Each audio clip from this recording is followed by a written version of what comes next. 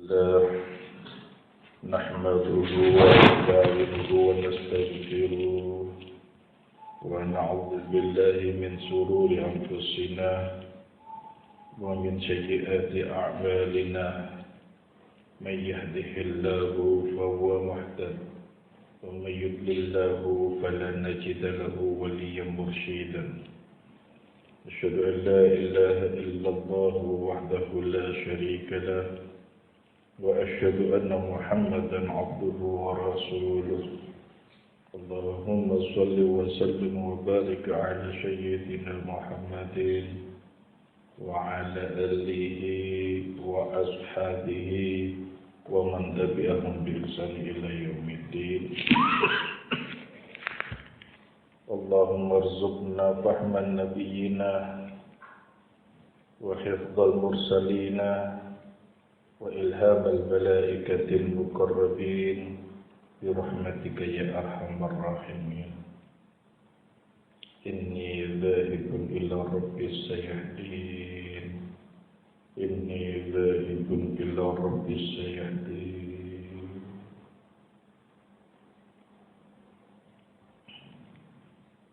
Hadirin rahimakumullah,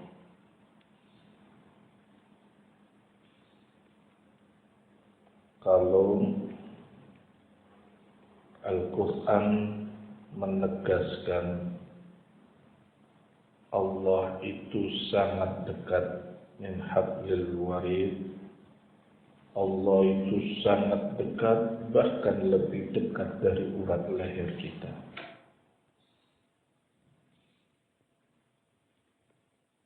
Maka kita jangan sibuk mencari-cari di mana Allah,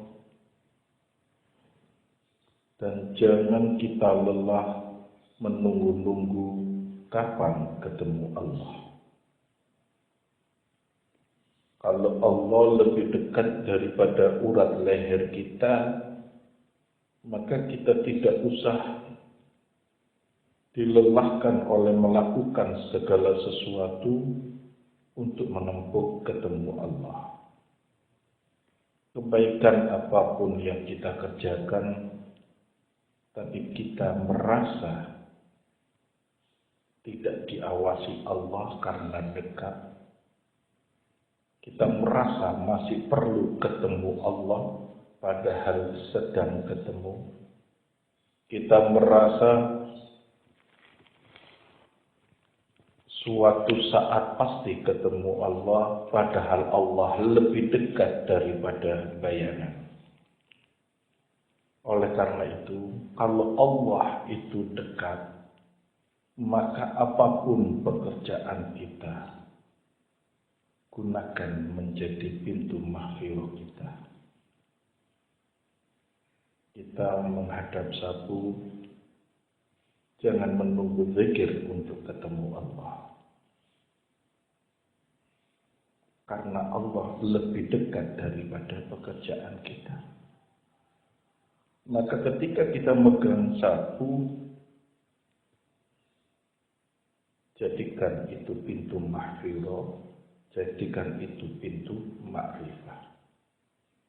Ketika kita ketemu pel, jangan nunggu kita sholat tahajud atau nunggu puasa. Tapi ketika megang pel, jadikan itu adalah sebuah pintu mahfirah dan pintu ma'rifah. Kalau ketika kalau seseorang itu jomblo, jangan menunggu bayangkan surga itu setelah menikah. Jadikan masa kesendirian itu adalah pintu mahfirah dan pintu ma'rifah.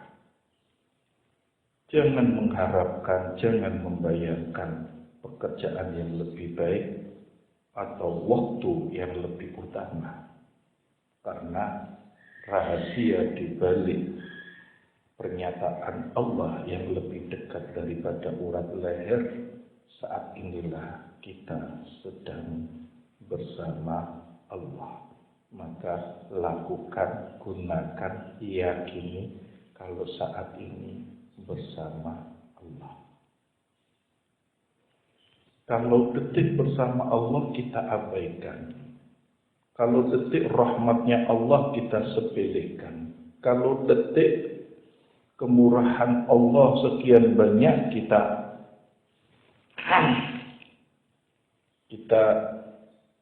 abaikan. Maka apa bayangan kita tentang masa depan, tentang satu keadaan adalah sebuah lebih khayal lagi. Jangan kita hari ini semangat ibadah karena akan umroh. Jangan kita hari ini semangat ibadah karena akan haji. Bukan.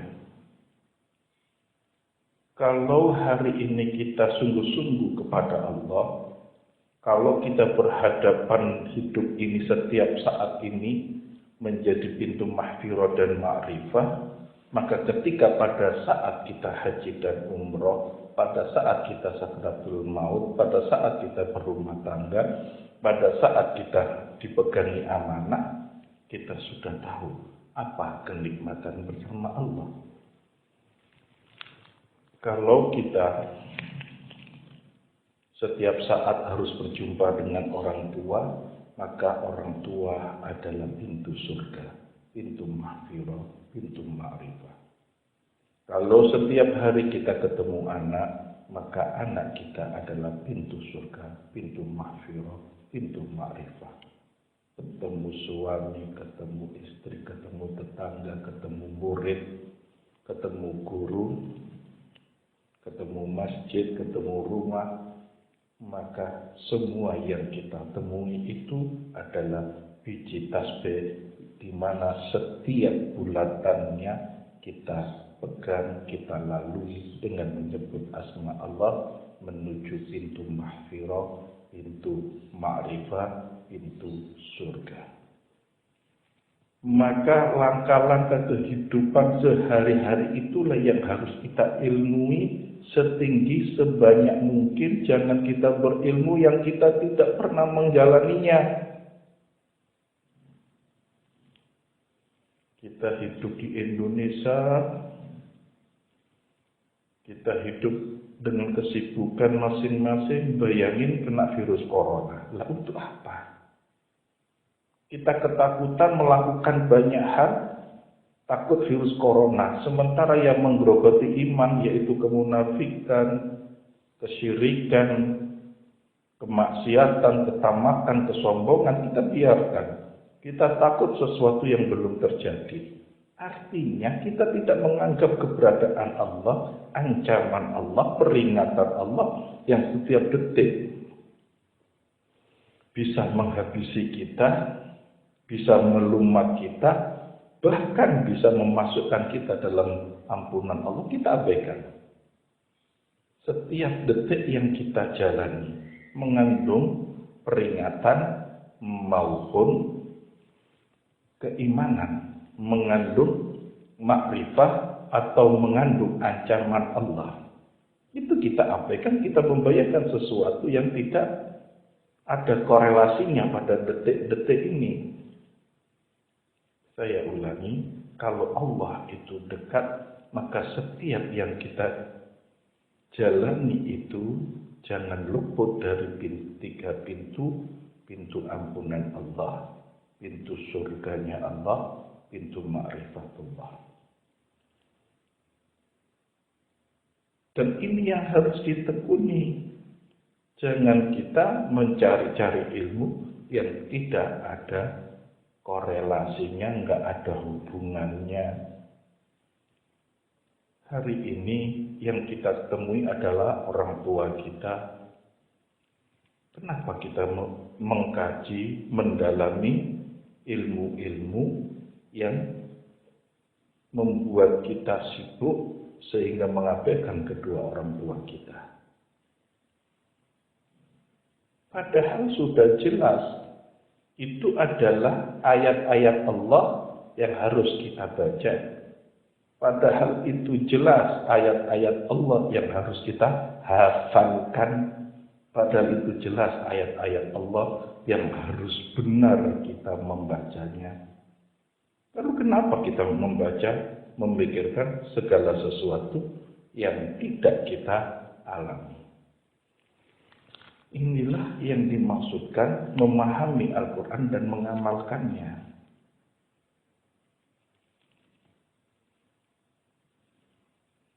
Jangan kita melakukan penempuhan ibadah, melakukan suluk riyadhah yang membuat kita tidak paham apa-apa yang harus kita kerjakan setiap hari, setiap saat. Orang fokus riyadhah untuk menghancurkan kesombongan. Misalkan kita berpakaian yang merendahkan kita berpakaian yang membuat orang menyepelekan kita, tetapi pada faktanya kita sulit menerima nasihat dari orang terdekat. Itu kan sama saja untuk apa? Misalkan kita mengkaji ilmu-ilmu yang sangat tinggi, tetapi fakta sehari-hari kita dihadapkan oleh banyak persoalan-persoalan konflik yang membuat kita tidak pandai menyelesaikan masalah.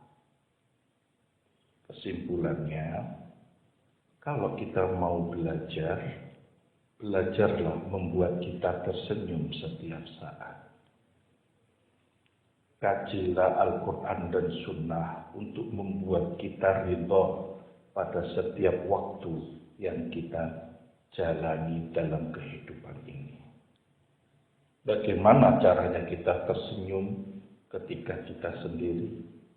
Bagaimana caranya kita tersenyum ketika berumah tangga, menghadapi penderitaan, menghadapi kesusahan? Bagaimana caranya kita ketika miskin tersenyum, ketika diberi kemudahan juga tidak lalai? Diingat-ingat apa yang tersentuh oleh kelima indera kita itu adalah pintu ampunan Allah, pintu ma'rifatullah, pintu surga kita. Tidak usah menunggu, tidak usah membayangkan, karena saat ini bahkan Allah lebih dekat dari apapun yang kita kerjakan. Kita zikir, seakan-akan zikir kita mengantarkan kita pada Allah. Padahal Allah lebih dekat daripada ketika kita berzikir.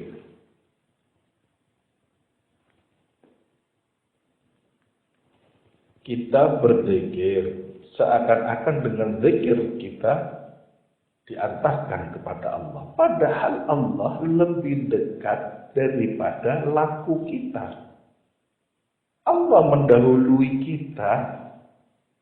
Apapun yang kita kerjakan, Allah mendahului kita. Loh, saya kok, ini saya buka rahasianya. Kesalahan besar kita, kalau kita ingin disayang Allah, jangan mengharapkan kasih sayangnya Allah itu seperti yang kita mau. Jangan dibayangkan seperti yang kita tahu. Jangan diharapkan kasih sayangnya Allah seperti yang kita butuhkan. Saya kok nggak bisa nangkep, saya kok nggak bisa mengerti. Janganlah kamu memahami Allah sesuai dengan kemampuan kamu. Allah lebih daripada itu, nggak bisa dibayangkan. Terus saya kok nggak bisa merasakan apa-apa ya? Loh, karena memang Allah di atas segala-galanya, tidak mungkin dijangkau oleh pemahaman manusia. Nggak paham, nggak paham itu yang terbaik. Nggak terasa itu yang terbaik. Nggak tahu memang Allah nggak mungkin diketahui oleh otak kita yang lemah, hati kita yang gelap. Tapi Allah lebih dekat. Artinya apa? Yang membuat kita menangis, kita ingin dipilihkan Allah tentang kebahagiaan, kesenangan, hiburan Allah. Tidak seperti yang kita minta. Kalau kita sedih, jangan minta kebahagiaan itu dihapusnya kesedihan. Malah dibuat kita bersyukur dengan kesedihan itu jauh lebih baik.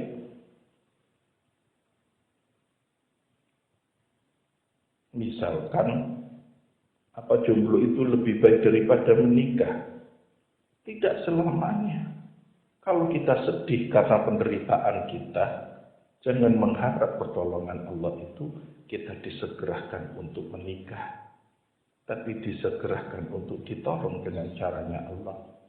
Kalau kita sudah bisa membuka tabir-tabir masa bujang kita, masa bujangnya, menjadi pintu mahfirahnya Allah, menjadi pintu surganya Allah, menjadi pintu ma'rifatullahnya, maka menikah itu sudah menjadi raja dan bidadari di surga. Jangan mengharap kalau pernikahan itu lebih baik daripada bujang pada saat ini. Itu adalah pikiran yang melampaui batas. Jangan mengharapkan mengatur segala sesuatu sesuai dengan kemauan kita. Kita akan terjerumus, sangat bahaya. Kalau sudah belajar ilmu rohani, maka jangan mengartikan makrifah itu sesuai dengan bayangan kita. Saya ulangi, yang terbaik itu bukan mereka yang mengetahui kasyaf, tapi orang yang mensyukuri perjumpaannya dengan Allah. Sekalipun menurut dia tidak merasakan apapun, tidak tahu apapun. Kalau manusia ini merasa kasyafnya dibuka, Allah lebih dari itu. Laisa kamitslihi syai'un. Allah tidak semisal pikiranmu, tidak semisal pengalaman rohanimu, tidak semisal perasaan yang ada. Allah lebih dekat daripada itu lagi. Apapun keadaan kita, kita susah, kita sedih, kita apa, wa huwa ma'akum aina ma kuntum. Apapun makommu, Allah lebih dekat daripada ibadah kita. Hadirin rahimakumullah, jangan mencari ilmu yang kita tidak menekuni setiap hari. Kalau kita merasa punya masalah dengan orang terdekat kita, orang terdekat itulah yang menjadi pintu ma'rifah kita. Orang yang terdekat itulah yang menjadi pintu mahfirahnya Allah. Orang terdekat itulah yang menjadi pintu surganya. Jangan sampai kita mengabaikan apa yang kita sebut masalah, lalu kita mencari jalan surga yang lainnya. Kita di hadapan banyak masalah, kita mencari pintu surga di jalan lainnya. Itu adalah cara yang salah. Yang di depan mata kita itulah yang kita mujahadai. Kita tekuni, kita cintai apa-apa yang Allah berikan.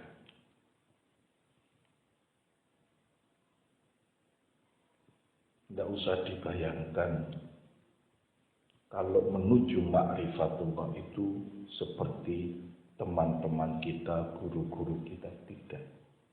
Sehari-hari itu pintu ma'rifat kita. Walaupun manusia itu di dalam masjid 24 jam, kalau hatinya dipenuhi kemaksiatan, sama saja dia mengotori masjid. Sekalipun dia zikir tidak berhenti sama sekali, tapi angan-angannya seakan-akan dia ketemu Allah, padahal Allah tidak begitu.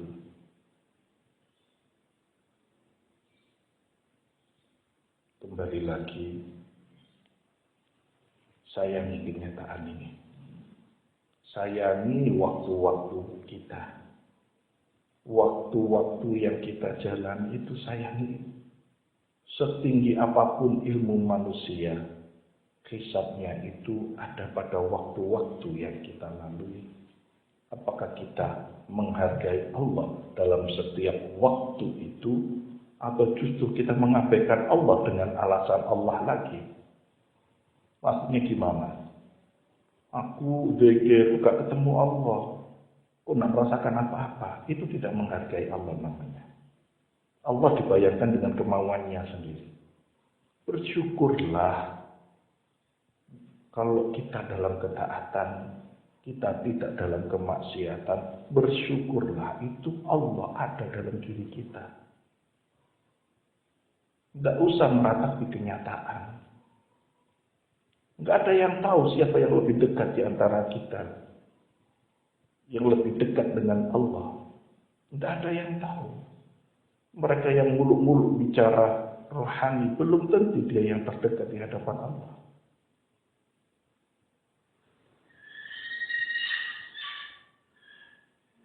Siapapun yang bicara tentang Allah, Allah tidak semisal itu dan Allah lebih dekat. Siapapun yang tidak sanggup membicarakan Allah, karena memang Allah tidak bisa, tidak akan sempurna dibicarakan manusia. Dan Allah tidak semisal yang diucapkan manusia. Kalau bujang jangan tunggu menikah untuk melewati pintu ampunan Allah. Pintu surganya Allah, pintu ma'rifatullah. Kalau miskin jangan membayangkan kaya untuk menempuh pintunya surganya Allah. Kalau kita jangan menunggu bahagia untuk menempuh ketaatan. Kalau bodoh jangan tunggu alim. Saat ini juga kita harus menikmati waktu-waktu ampunan Allah, waktu-waktu surganya Allah, waktu-waktu ma'rifatullah. Setiap saat. Tidak usah lagi menunggu, tidak usah lagi membayangkan. Kalau tidak tahu apapun, tidak merasakan apapun, itu adalah yang terbaik dari Allah.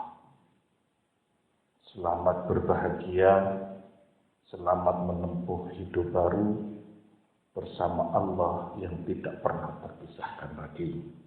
Aqulu qouli hadza wa astaghfiru innahu wal ghafurur rahim. Subhanakallahumma wa bihamdika asyhadu an la ilaha illa anta astaghfiruka wa atubu